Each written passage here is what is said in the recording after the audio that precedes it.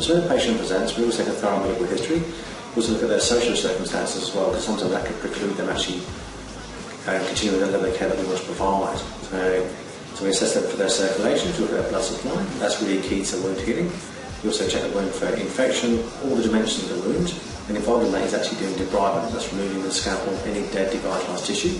This reveals the true margins of the wound, allows us to assess it properly, and we also probe the wound for depth. So we use a sterile separate probe, and we go through all the margins of the wound, and if we can contact deeper structures of the bone, then we know it's a much more severe wound than what we're just looking at on the surface. If the blood supply is good, but we know they have no feeling in the feet, it usually classifies it as a neuropathic ulcer, so one that it can't feel pain for.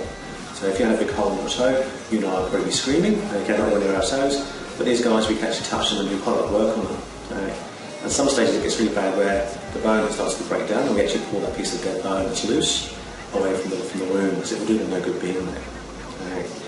So once we've ascertained the wound type, so it's a neuropathic ulcer, we use the appropriate dressing. If antibiotics are indicated, we arrange those through the GP or through the specialist health hospital. And we can provide a range of offloading devices from simple post-op shoes to wound care shoes to boots, and you can get foot devices actually made here with our prosthetics and orthotics team. And if required, we put them into wheelchairs, or at the last resort, get them admitted for bed rest. So when patients present and there is an obvious low-grade infection there, sometimes our specialists will empirically start to commence a range of antibiotics. We know what the usual organisms actually are.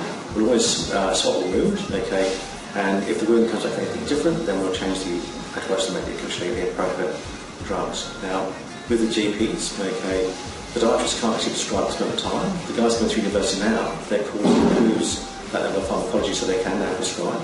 The rest of us have to go back to university and do a year to gain that qualification. That's absolutely fine. And so those guys, I contact their GPs, explain what we're looking at. Most GPs are very agreeable to prescribe antibiotics. And then in the private sector, most podiatrists won't have access to swaps, but the GP surgeons can do that and take on that aspect of care for them.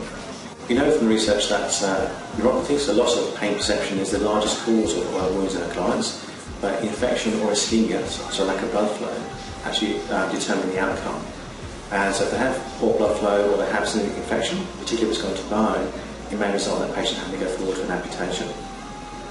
So this is where a greater utilisation of podiatrists, getting in early, doing that preventative maintenance, doing those regular checks, will prevent these small wounds becoming big wounds, becoming bone infection, often resulting in amputation and then amputation.